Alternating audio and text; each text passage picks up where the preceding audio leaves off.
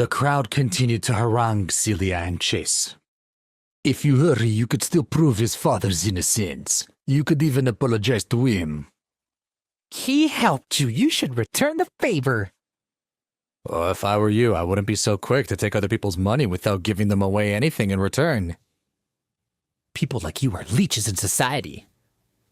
You two should be disgusted with yourselves. The insults from the crowd grew more and more severe.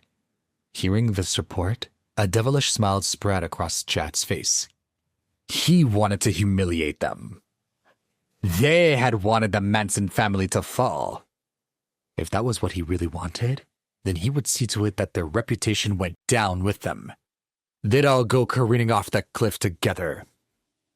He took out his cell phone and showed the screen of the crowd, saying, "Look, here's my bank's transfer record.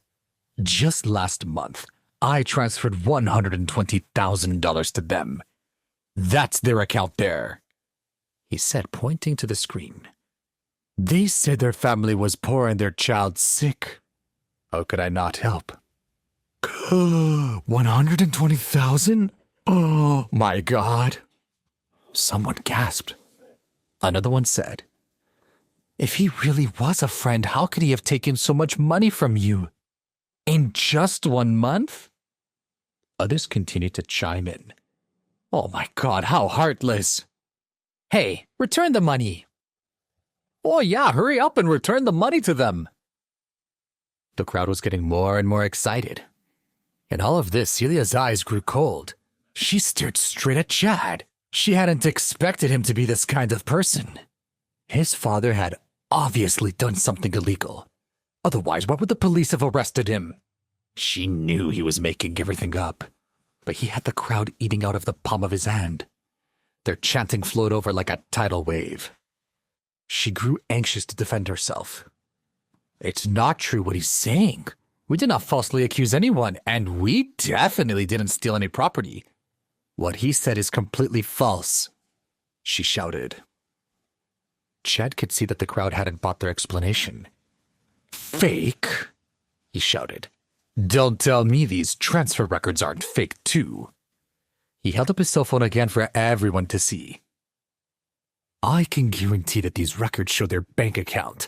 I can even go to the bank and verify them." The crowd roared with support. Their chanting began anew. "The facts speak louder than words. We could see the truth. Do you think we're fools?" "She's lying."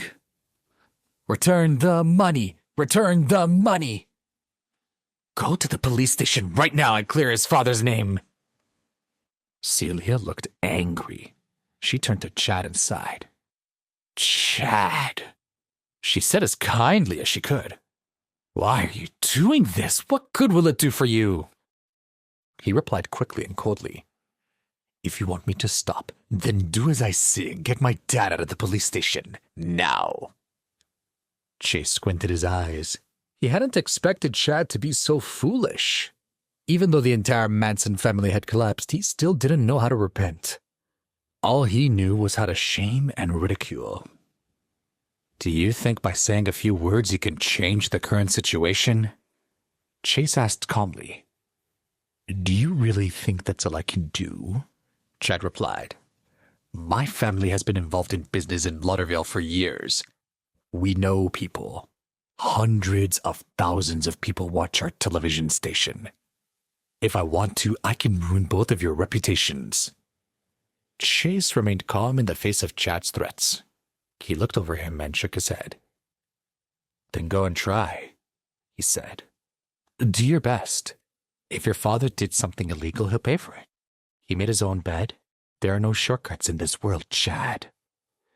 Chad gritted his teeth. He hadn't expected Chase to teach him a lesson. This trash really thought he could flex and wield his power when yesterday he had none? Who the hell did Chase think he was? If it hadn't been for him, Chase would have been a beggar on the street corner. And now he's pretending that he's superior? No one could threaten him into a corner. But the realization began to sink in that if he couldn't save his father's reputation, his own would be destroyed along it.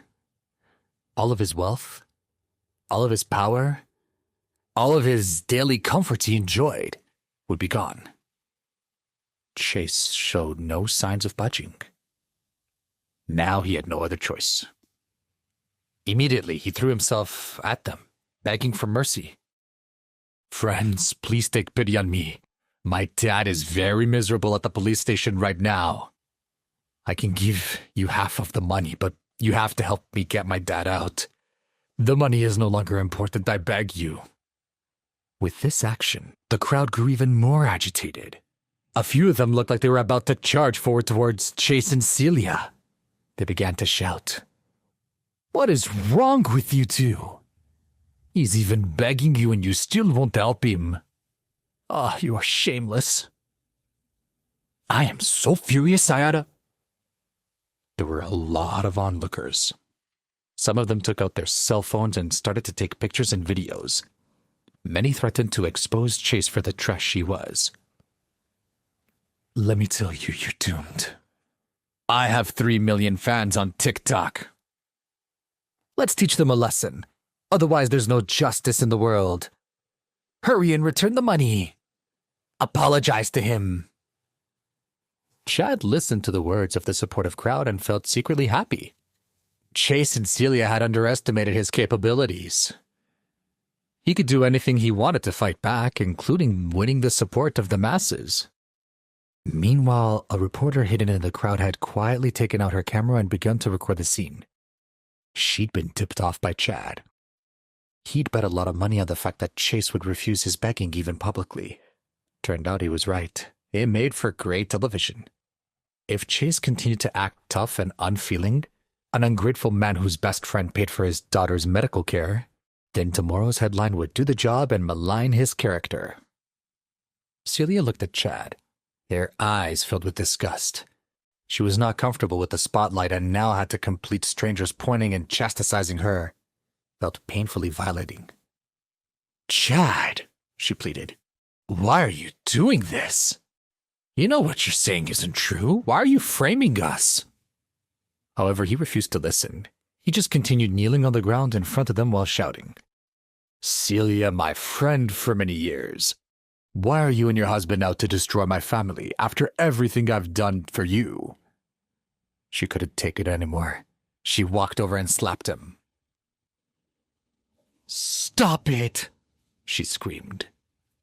After the slap, he slowly looked up at her, a terrifying smile creeping over his face. Yes, he thought to himself. That slap will add to the power of tomorrow's headlines. She wasn't aware of his plans and the secret reporter.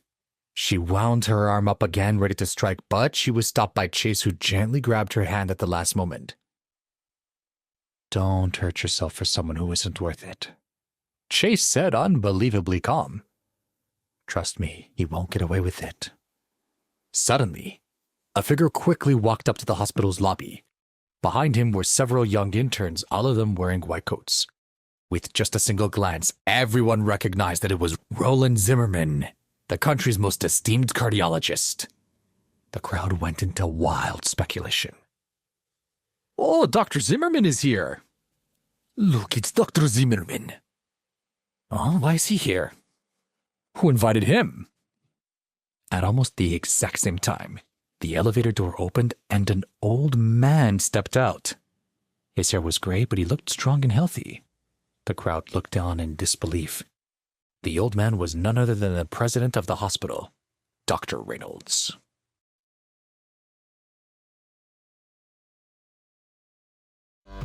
Wait, that's not the end. You've just had a free taste. Now get the full story on the Pocket FM app, link in description. Check out our next video and playlist, and don't forget to like, share, and subscribe.